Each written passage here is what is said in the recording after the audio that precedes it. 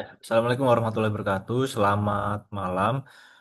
Perkenalkan, nama saya Muhammad Reza Assalam Al Mukarrom, NIM 2402010200853 dari program studi S1 Manajemen. Mohon izin Bu Ratih Anggoro selaku eh, dosen pengampu mata kuliah perilaku konsumen digital.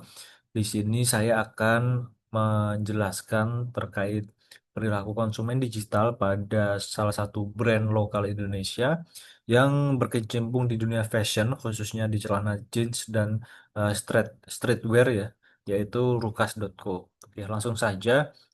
Seperti yang saya sampaikan, Rukas.co adalah brand streetwear asal Jakarta, Indonesia yang didirikan oleh Rubin Castor pada tahun 2019. Brand ini dikenal memproduksi berbagai jenis pakaian seperti kaos, jaket, hoodie, dan produk andalannya celana jeans yang memiliki desain kekinian serta berbahan berkualitas tinggi. Produk-produk Lukas.co selalu dirilis secara terbatas, sehingga menciptakan efek eksklusivitas yang membuatnya menjadi incaran banyak konsumen. Menariknya, Rukas.co berawal dari sebuah eksperimen pribadi dari Rubin Castor yang saat itu kesulitan menemukan celana jeans dengan ukuran yang pas untuk dirinya sendiri. Ia kemudian membuat celana jeans secara mandiri yang ternyata menarik perhatian orang-orang di sekitarnya dan mendapat sambutan positif di media sosial. Respon tersebut mendorongnya untuk mengembangkan ide tersebut menjadi sebuah brand fashion yang kini semakin berkembang. Saya memilih Rukas.co karena mereka aktif di media sosial dan berhasil menciptakan buzz, terutama di Instagram dan TikTok. Ini menjadikan mereka objek yang menarik untuk melihat pola interaksi konsumen. Karena pendekatan yang dilakukan oleh Rukas.co dalam mempromosikan produknya itu sangat berbeda antara di Instagram dan di media sosial TikTok. Nah, yang pertama kita bahas adalah pada akun Instagram. Di sini Rukas.co menampilkan kesan gelap, ya, maskulin dan lain sebagainya, dan memiliki follower 1,7 juta.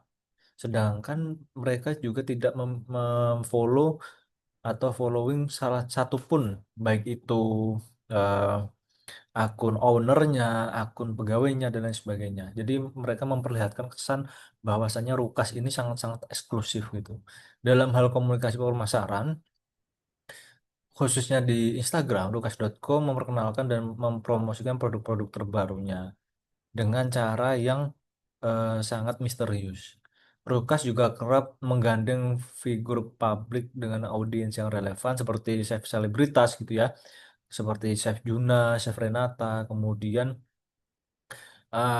selebgram hingga tokoh komunitas e-sport.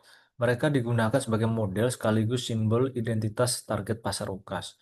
Rukas.co membangun identitas visual yang khas lewat tone warna gelap, kontras tinggi, dan elemen edgy.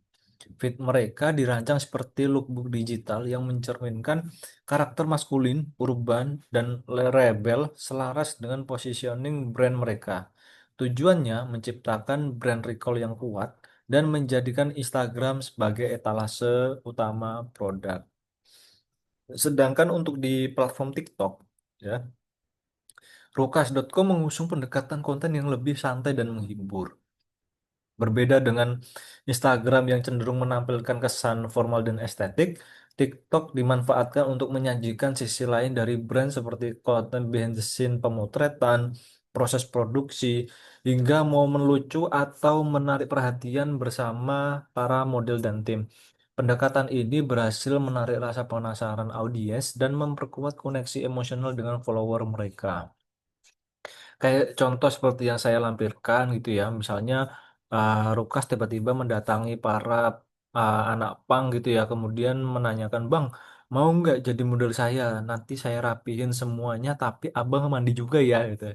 Salah satu contohnya. Kemudian memvideo kegiatan anak-anak pang gitu ya dengan caption-caption yang menarik, misalnya kalau kamu mandi atau kita putus gitu ya, atau caption point of view, anak pang nggak boleh mandi, tapi sekalinya mandi ganti personality. Nah, itu salah satu contoh-contoh eh, pendekatan konten yang dilakukan pada media sosial TikTok. Jadi Rukas ini menceritakan transformasi atau makeover look, konten before after saat menggunakan produk Rukas, terutama jeans sering mendapatkan engagement tinggi. Video jenis ini tidak hanya menunjukkan estetika, tetapi juga menyampaikan pesan tentang perubahan diri dan kepercayaan diri. Jadi makeover ini sangat sangat istilahnya sangat ini ya, sangat berbeda dari sebelumnya, dari anak pang menjadi anak yang rapi, bersih gitu ya. Dari pekerjaan mungkin sebelumnya pekerjaan adalah pemulung, kemudian di makeover oleh tim Rukas, sehingga looknya itu seperti kesan-kesan old money gitu.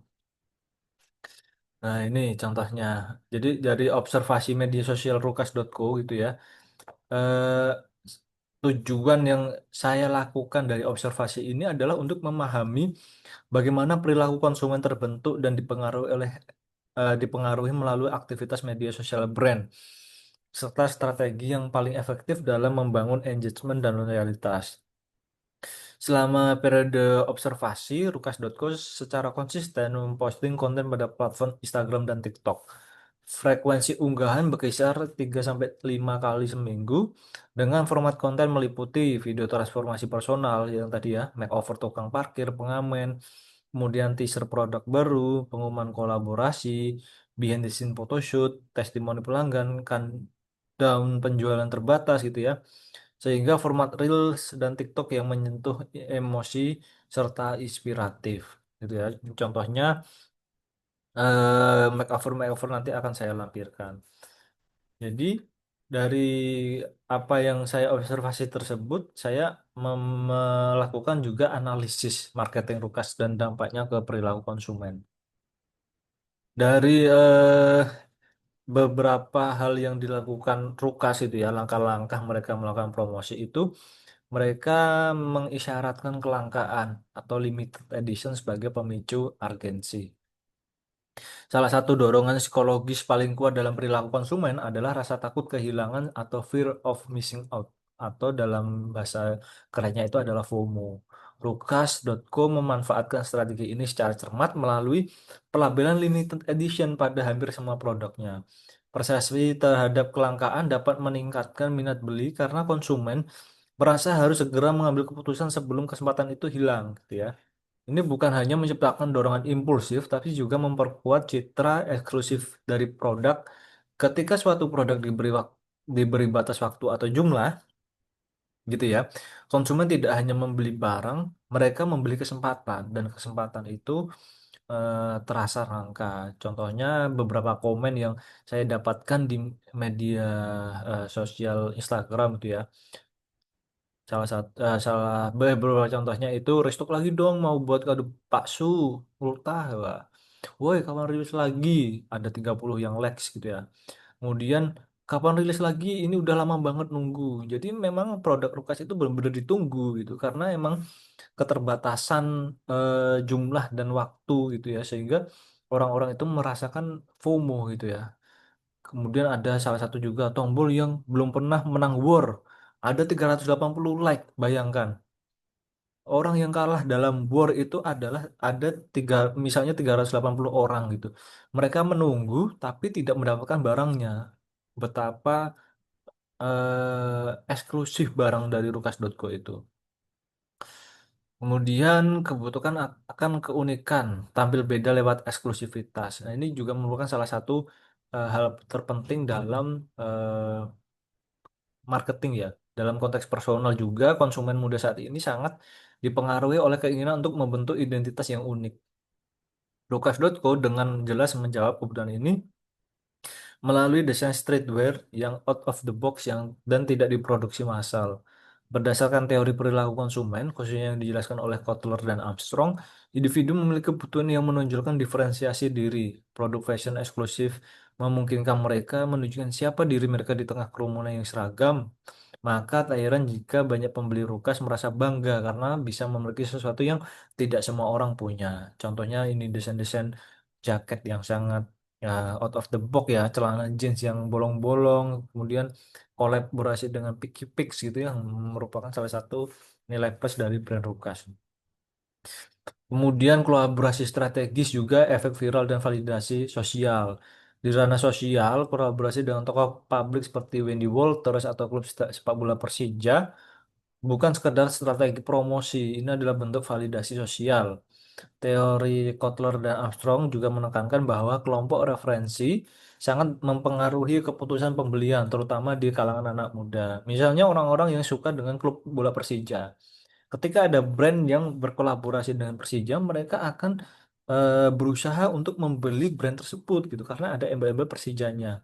Atau orang yang sangat ngefans dengan Wendy Walter, mereka juga akan membeli barang-barang yang sekiranya berkaitan dengan Wendy Walters gitu. Misalnya kaos yang kolaborasi atau kaos yang didesain oleh Wendy Walters dan sebagainya.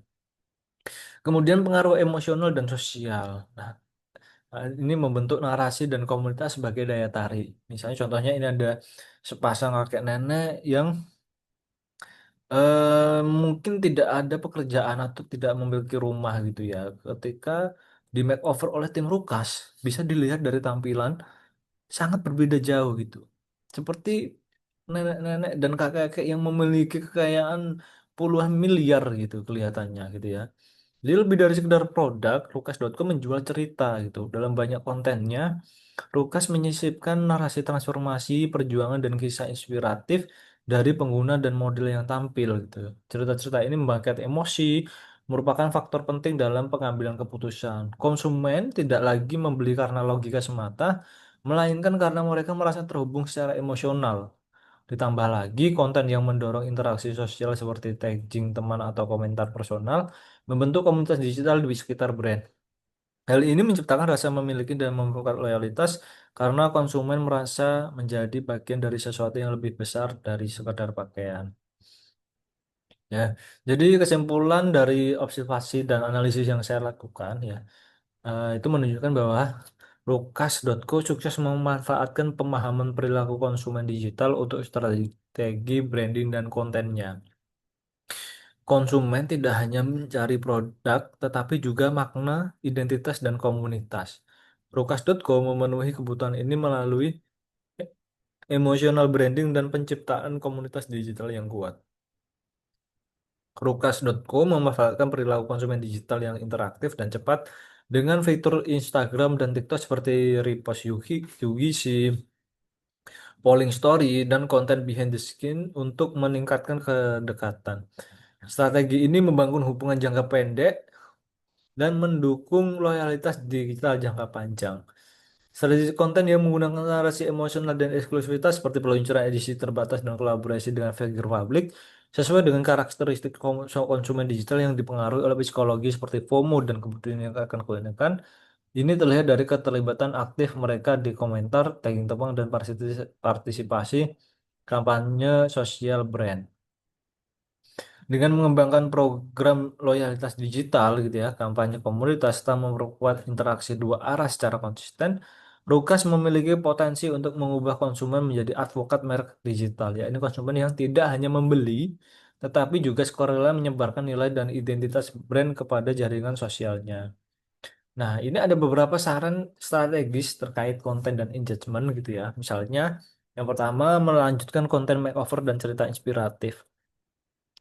Karena konten jenis ini membangun empati dan memperkuat posisi Lukas sebagai brand yang peduli dan memberdayakan. Kemudian maksimalkan fitur polling, quiz, repost story gitu ya. Fitur interaktif ini memperdalam keterlibatan dan mendorong followers untuk merasa lebih terlibat. Kemudian libatkan konsumen dalam cerita brand. Gunakan testimonial, UGC, dan fitur cerita konsumen agar followers merasa menjadi bagian dari identitas Lukas. Dan peluncuran produk limited edition gitu ya. Drop produk edisi terbatas membangkitkan antusiasme besar, sering disertai dengan countdown yang memicu FOMO. Kemudian ada saran strategis lagi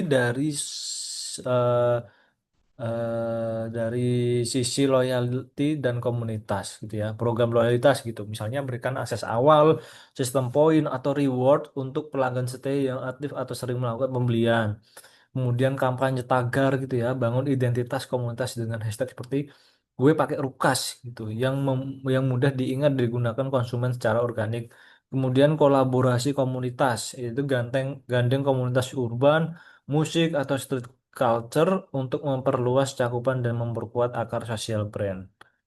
Nah, ini contoh-contoh galeri Rukas gitu ya. Misalnya dari kumpulan pekerja jalanan gitu ya, di makeover menjadi mas-mas SCBD gitu ya. Tidak kita menyangka. Kemudian ada juga tukang parkir di makeover menjadi bapak-bapak yang mempunyai puluhan hektar kebun sawit gitu. Jadi memang strategi yang dilakukan Rukas ini sudah next level istilahnya. Sudah sangat bagus.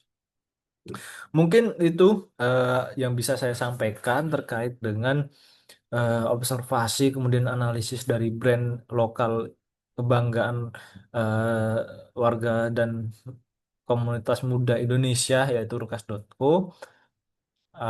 Apa saja tadi yang dilakukan, kemudian efeknya, dampaknya sehingga bisa menimbulkan suatu kondisi di mana orang-orang itu pengen memiliki brand tersebut gitu dan bagaimana tadi ada beberapa strategi digital dalam meningkatkan penjualan produk Lukas.co. Mungkin di- sedikit yang bisa saya sampaikan. Terima kasih. Wassalamualaikum warahmatullahi wabarakatuh.